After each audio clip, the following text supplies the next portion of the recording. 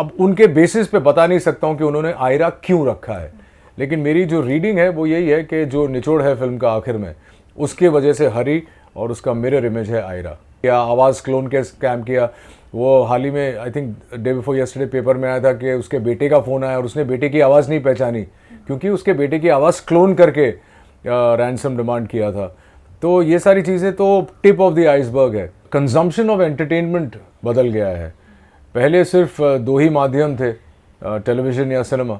अब दोनों के लिए आप एक सिनेमा देखने के लिए आप बाहर जाते थे, एक फैमिली आउटिंग होती थी, लोग साथ में जाते थे, समोसा चाय पॉपकॉर्न खाते थे, बड़े पर्दे पे पिक्चर देखते थे। कोविड के चलते वो बंद हो गया और वो लोगों ने गलत उससे समझ लिया और उसके बाद थोड़ी सी ट्रोलिंग हुई थी, लेकिन वो भी नेगेटिव नहीं था, ऐसा कोई गाली गलौज कोई नहीं करता है।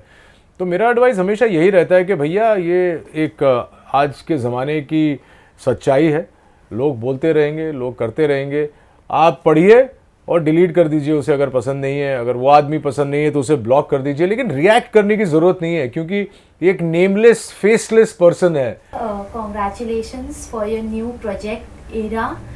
काफ़ी यूनिक नाम लग रहा है और जो कॉन्सेप्ट है, मैंने ट्रेलर देखा about digital world. So how do you मतलब व्हाट यू वांट टू से टू द ऑडियंस, ये किस तरीके की मूवी होने वाली, क्या कॉन्सेप्ट आप लेके आने वाले? पहले आप ये बताओ कि ट्रेलर कैसा लगा? काफ़ी मज़ेदार।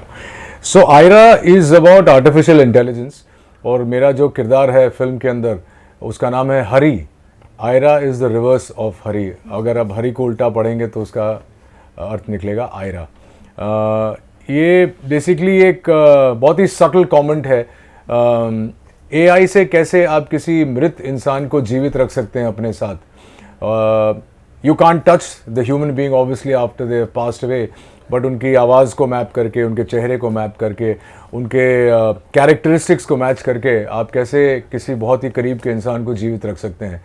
बट ये सिर्फ पॉजिटिव साइड है क्योंकि एआई के नेगेटिव्स बहुत सॉलिड हैं और बहुत ही इम्पैक्टफुल है, और अगर किसी नेगेटिव के हाथ में पड़ गया तो वो दुनिया के किसी भी कोने में, किसी गांव खेड़े में बैठ के पूरे दुनिया को हानि पहुंचा सकता है। तो यही कमेंट है फिल्म के ऊपर। एक the thing is that it's a commercial film. Masala है, रोमांस है, ड्रामा है, एक्शन है, गाने हैं, 3-4 गाने भी हैं, और इसके ये सब बैकड्रॉप है। लेकिन सेंट्रल थीम ये है कि अगर मान लीजिए ये एआई जो मैंने डेवलप किया है, हरी सिंह ने डेवलप किया है, वो किसी गलत इंसान के हाथ में आ जाता है तो वो क्या हानि पहुंचा सकता है आपके जाने बगैर। यू वोंट इवन आजकल ये जो स्कैम्स आप सुन रहे हैं कि किसी ने फ़ोन करके आपको स्कैम किया, आवाज़ क्लोन के स्कैम किया। वो हाल ही में I think day before yesterday paper में आया था कि उसके बेटे का फ़ोन आया और उसने बेटे की आवाज़ नहीं पहचानी क्योंकि उसके बेटे की आवाज़ क्लोन करके रैंसम डिमांड किया था। तो ये सारी चीज़ें तो टिप ऑफ द आइसबर्ग है। एआई क्या क्या कर सकता है। मेरे को किसी ने पिछले इंटरव्यू में पूछा था कि do you think it's as dangerous as a nuclear bomb. I think it's way more dangerous, क्योंकि न्यूक्लियर बॉम्ब जब गिरता है तो अगर हिरोशिमा नागासाकी पे गिरता है तो उसी के आसपास के एरिया में बहुत नुकसान होता है, बहुत सालों तक होता है। लेकिन एआई से जो डैमेज क्रिएट हो सकता है वो दुनिया भर में फैल सकता है, वर्स देन कोविड ऑल्सो। तो you have to see the film. इतना सोच के मत जाइए, मनोरंजन के लिए देखिए फिल्म और you will come back with a message, क्योंकि जो आखिर का ट्विस्ट है वो पूरी फिल्म का निचोड़ है।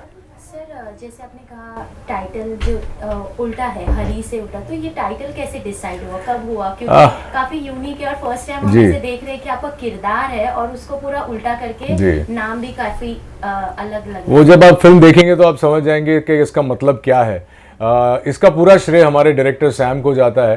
वर्किंग टाइटल तो स्क्रीम था कि जब आपको तकलीफ होती है तो आप चिल्लाते हैं, सो स्क्रीम।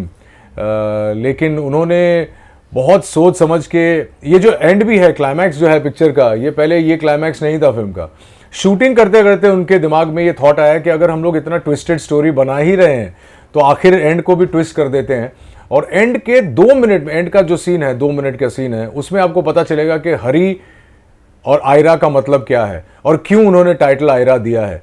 मेरे लिए तो बहुत खुशकिस्मती की बात है कि एक सेंट्रल लीड प्ले करने को मिल रहा है इतने सालों बाद, और वो भी एक ऐसी फिल्म है जो बहुत टॉपिकल है। बहुत सारे लोग अब एआई के बारे में बात कर रहे हैं, और आयरा का मुझसे अगर आप ये पूछे वाकई तो मैंने जब फिल्म देखी मुझे लगा कि एक बहुत ही एंटरटेनिंग फिल्म बनाई है। उन लोगों का काम करने का तरीका इतना अलग है कि मैं अब उनके बेसिस पे बता नहीं सकता हूँ कि उन्होंने आयरा क्यों रखा है, लेकिन मेरी जो रीडिंग है वो यही है कि जो निचोड़ है फिल्म का आखिर में, उसके वजह से हरी और उसका मिरर इमेज है आयरा। सर जैसे मैंने ट्रेलर देखा, काफ़ी टेक्नोलॉजी वर्ल्ड में आप जी। थे, तो इसकी शूटिंग एक्सपीरियंस भी काफ़ी डिफरेंट होगा। बहुत ही अलग थी। बाकी जितने भी आपने जी, जी। मूवीज किए हैं, ये किरदार भी काफ़ी अलग है। आजकल के जनरेशन को आप जी। कैरी फॉरवर्ड लेके आ रहे हैं इस मूवी में, तो शूटिंग एक्सपीरियंस किस तरीके से? अक्सर हम लोग जब ऐसे इंटरव्यूज़ करते हैं तो बहुत अच्छी अच्छी बातें करते हैं एक दूसरे के बारे में और फिर पीठ पीछे गाली भी देते हैं, लेकिन इस शूटिंग में मैं वाकई दिल से कहूँगा कि मुझे बहुत मज़ा आया। पहले दिन से ही एक ऐसा माहौल डायरेक्टर ने बना रखा था कि मुझे I felt very much at home. क्या होता है कि एक दो पहले पूरी फिल्म लंदन में शूट हुई है, तो जब आप किसी नए माहौल में जाते हैं तो थोड़ा वक्त लगता है to break the ice, to settle down and to kind of get comfortable with everybody. लेकिन वहाँ के लोग obviously coming from the top इतने अच्छे थे, इतने मिलनसार थे, इतने वेलकमिंग थे कि मुझे लगा कि यार मैं तो कहीं आया ही नहीं हूँ, ये तो घर जैसा ही लग रहा है। और एक एडेड एडवांटेज ये था कि सैम जो है वो भी बंगाली है, मैं भी बंगाली हूँ, तो हम लोग बांग्ला में शुरू हो जाते थे। और उनकी जो टीम है, they all about 24, 25, 26 year old people, but so efficient that एक मेकअप आर्टिस्ट के पास भी और एक हेयर ड्रेसर के पास भी और एक लाइट असिस्टेंट के पास भी पूरी स्क्रिप्ट होती थी, और पूरी स्क्रिप्ट पढ़ के वो लोग आते थे, तो उनको पता होता था कि अब रोहित सर का ये शॉट होने वाला है, तो उनको कैसे प्रेप करना है। तो आई थिंक ये छोटी छोटी चीज़ें हैं जो ऑफ कोर्स इंडिया में भी होती है, ऐसी बात नहीं है, लेकिन इंडिया में हम कैसे कहूँ, एक ही काम करने के लिए बहुत सारे लोग मिल जाते हैं। आप बोलो कि अरे वो लैम्प शेड हिला हुआ है फ्रेम में तो 5 लोग पहुंच जाएंगे, वहाँ ऐसा नहीं है। वहाँ पे एक काम के लिए एक आदमी को नियुक्त किया जाता है और फिर वही सारा काम करता है। I think system of shooting is also little different.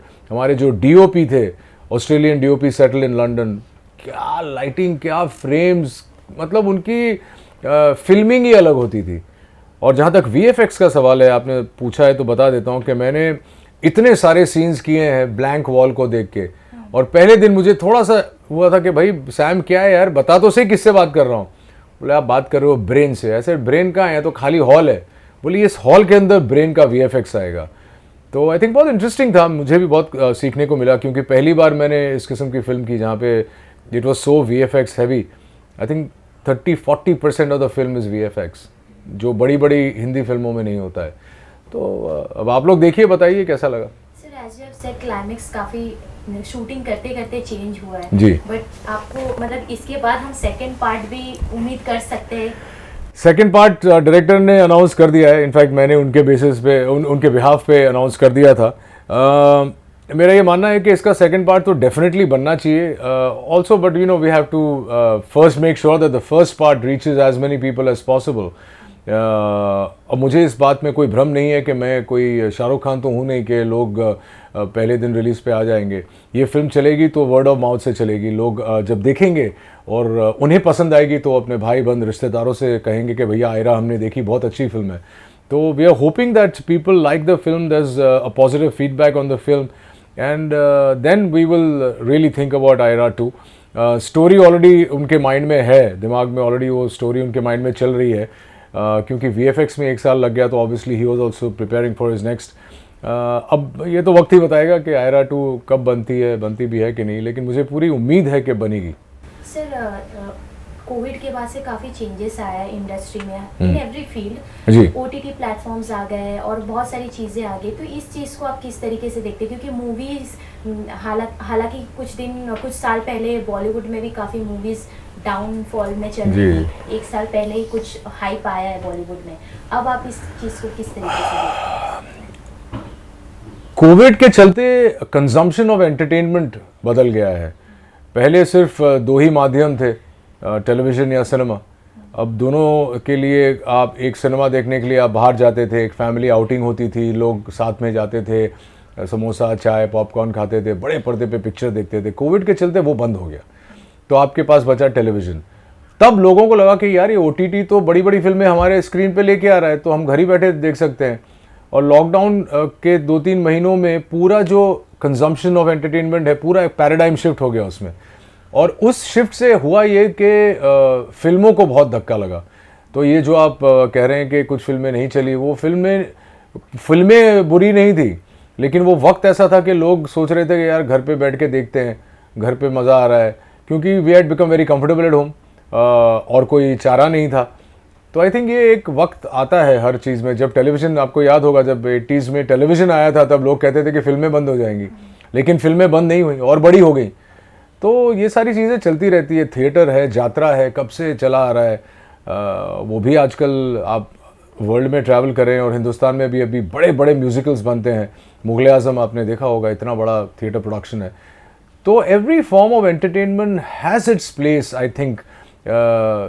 कुछ लोग तो सिर्फ थिएटर देखते हैं, वो फिल्मों में रुचि नहीं रखते हैं, वो टेलीविज़न नहीं देखते, लेकिन थिएटर देखने जाते हैं, वो एक उनके लिए बहुत बड़ी बात होती है।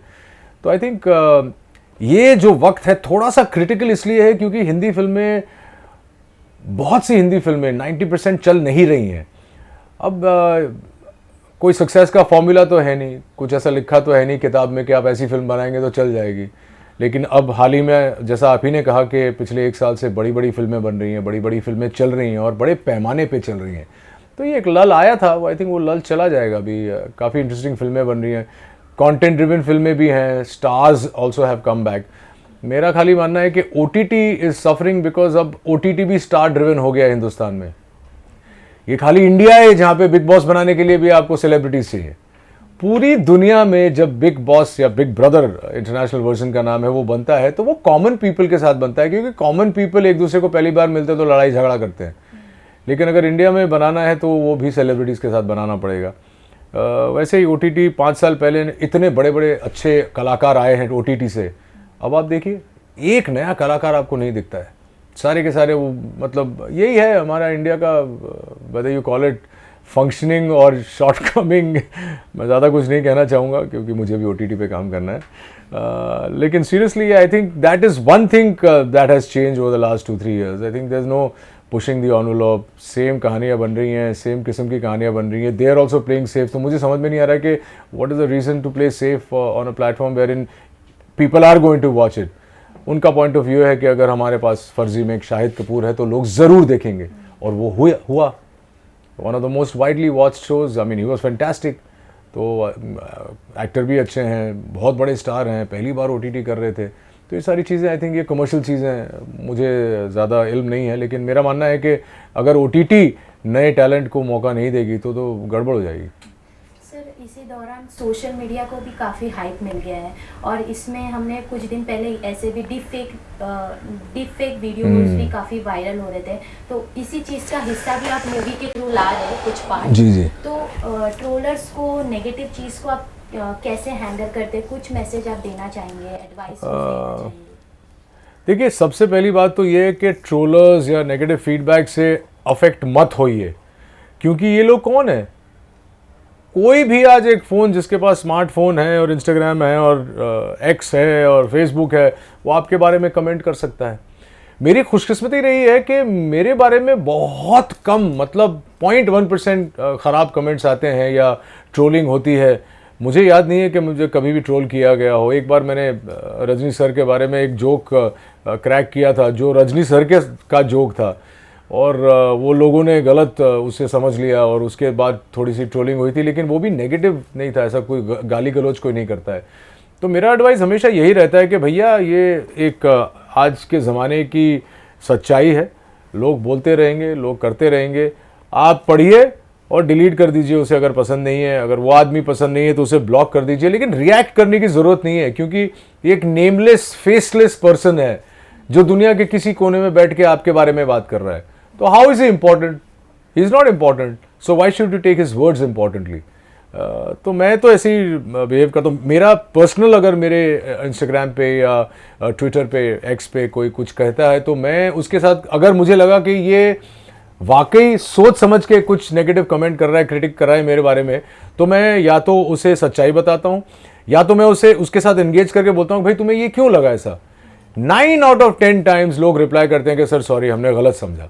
अभी हुआ था, मैंने किसी दोस्त के इंस्टाग्राम पे कमेंट किया था और कई लोगों ने उसे नेगेटिवली, एक बार हवा फैल जाती है ना तो आग लग जाती है, तो कई लोगों ने कुछ नेगेटिव बातें की और वो मतलब था ही नहीं मेरा। तो मैंने उसके बाद लिखा, उसके बाद जिन लोगों ने भी कमेंट किया था, दे सेड सॉरी। तो ये भी एक तरीका होता है ट्रोल्स और नेगेटिव कमेंट्स के साथ डील करने का. Be positive about everything, even about negative thoughts. Sir आजकल कंपटीशन भी काफ़ी हो गए, ओटीटी प्लेटफॉर्म्स, न्यू एक्टर्स आ रहे हैं, बट ऐसा हो रहा है कि जिन्होंने काम किया है उन्हें ही काम मिल रहा है, किसी को अपॉर्चुनिटी नहीं मिल रही है. वही तो मैं कह रहा था आपको जी. तो सक्सेस और फेलियर, इस चीज़ के बीच में जो एक बाउंड्री है, उस चीज़ को किस तरीके से हैंडल करें, क्योंकि एंजाइटी, डिप्रेशन आजकल का एक जनरल बेसिक प्रॉब्लम हो गया है सबके अंदर, और सब काम के पीछे भाग रहे हैं. बट वही जो आपने कहा, इस चीज़ को किस तरीके से आप हैंडल करते हैं और किस मतलब एडवाइस क्या देना चाहते हैं? मैं तो मेरा पहला शो जो स्वाभिमान था वो इतना बड़ा हिट बन गया था कि मुझे उस किस्म वो बाउंड्री, जैसे आप कह रही हैं सक्सेस फेलियर के, वो बाउंड्री नहीं है एक्चुअली. लाइंस बहुत ब्लर्ड होते हैं सक्सेस और फेलियर के बीच में. आपको लगता है कि आप सक्सेसफुल है, लोगों को लगेगा कि नहीं इतना नहीं अच्छा काम किया. कभी कभी आपको मुझे खुद लगता है कि यार मैं फेल हो गया इस चीज़ में, और लोगों को आप जब मिलते हैं तो वो आपको ऐसे मिलते हैं कि आपने तो बहुत अच्छा काम किया है. तो ये चीज़ें बहुत ब्लर्ड लाइंस है. Success failure nothing is permanent, कुछ भी परमानेंट नहीं है. आज सक्सेस है कल नहीं होगा, गारंटीड है. आज फेलियर है कल नहीं होगा, गारंटीड है. ये ज़िंदगी है. तो जो लोग ये आप कह रहे हैं स्ट्रगल क्या है, मेरी भी स्ट्रगल जारी है अभी, आपकी भी होगी किसी न किसी क्षेत्र में. Struggle is a part of life. जिस दिन स्ट्रगल ख़त्म है और लाइफ ख़त्म है. कोई ऐसा इंसान नहीं है, चाहे वो एक्टर हो, बिजनेसमैन हो, प्रेसिडेंट हो, प्राइम मिनिस्टर, कोई भी ऐसा इंसान नहीं है जिसकी लाइफ में स्ट्रगल नहीं है. इसे जद्दोजहद कहते हैं, आपको लगे रहना पड़ता है. और एडवाइस मैं क्या दे सकता हूँ, मेरा पर्सनल मंत्रा लाइफ का यही है कि लगे रहो मुन्ना भाई, कुछ ना कुछ करते रहो, अपने आप को रेलेवेंट करते रहो. 30 साल बाद आयरा जैसी फिल्म का मेन लीड में हूँ. अब इससे ज़्यादा मैं क्या एडवाइस दूँ कि आप ऐसा काम करते रहो कि लोग कभी ना कभी आपको नोटिस करें और आपको ऐसा काम ऑफर करें, और बी रेलेवेंट. मैंने अभी ऑडियो सीरीज़ की है. ऑडियो सीरीज़ इज़ वेरी जेन जी. जो जेन जी है वो पॉडकास्ट सुनती है, ऑडियो सीरीज़ सुनती है, ऑडियो बुक्स सुनते हैं. और मैंने सोचा कि यार लोग कहते हैं मेरी आवाज़ लोगों को पता है, हिंदुस्तान में सब जानते हैं, मेरी आवाज़ पहचानते हैं. तो मैंने बोला चलो ये भी कोशिश करके देखते हैं. और मैंने जो शो किया वो कौन थी, ऑडिबल पे वो नंबर 1 पे ट्रेंडिंग था. तो ये चीज़ें करते ही रहनी चाहिए, यही एडवाइस है. बाकी तो अपनी अपनी ज़िंदगी के जो राउट्स होते हैं, जो आपको जिस पथ पे चलना है वो तो सिर्फ आप जानते हैं. इसलिए I usually shy away from giving advice, क्योंकि जो मेरे लिए काम करता है ज़रूरी नहीं है कि आपके लिए काम करे. बट एक लाइन में कहूँगा कि लगे रहो. Never get anxiety, depressions are very very real issues in today's world because the struggle is so hard and the stakes are so hard. The competition everywhere. I mean right now there are 5 people waiting to interview me, right? So आपके बीच में भी कितना competition है सिर्फ space के लिए, air time के लिए. तो ये तो चलता रहेगा. इसे कभी भी नेगेटिव में मत लीजिए. इसे with a sense of competition if you like. और मेरा तो है कि मैं किसी के साथ compete नहीं करता हूँ, मैं अपने साथ ही compete करता हूँ कि कल जितना था उससे थोड़ा सा बेहतर आज हो जाऊँ तो बहुत बड़ी बात है. तो आई थिंक चिल यार, just live, just be happy, make people around you happy, and that's it. Congratulations, sir. Last message to fans and audience about the Aira. Well, Aira is a very beautifully crafted film. It's about AI, artificial intelligence, जिसकी बात सब कर रहे हैं. हमारे माननीय प्रधानमंत्री भी कह रहे हैं कि हिंदुस्तान बहुत ही जल्द AI में सुपर पावर होगा. तो फिल्म जाके देखिए, इंटरेस्टिंग फिल्म है. मैंने भी ठीक ठाक काम किया है. तो इतने सालों से जो आप प्यार देते आए हैं उसे बरकरार रखिए. फिल्म जाके देखिए, थिएटर में देखिए. 4 अप्रैल को रिलीज़ हो रही है. 5 को मेरा बर्थडे है, तो इसे मेरा गिफ्ट समझ लीजिए. So please go and watch the film. There is something for everybody. अगर आपको रोमांस पसंद है वो भी है, ड्रामा है, बहुत सारा ड्रामा है, एक्शन है, गाने हैं, सब कुछ है. गो वॉच द फिल्म और फिर मेरे इंस्टाग्राम पे जाके ज़रूर बताइएगा कि आपको फिल्म कैसी लगी. Lots of love.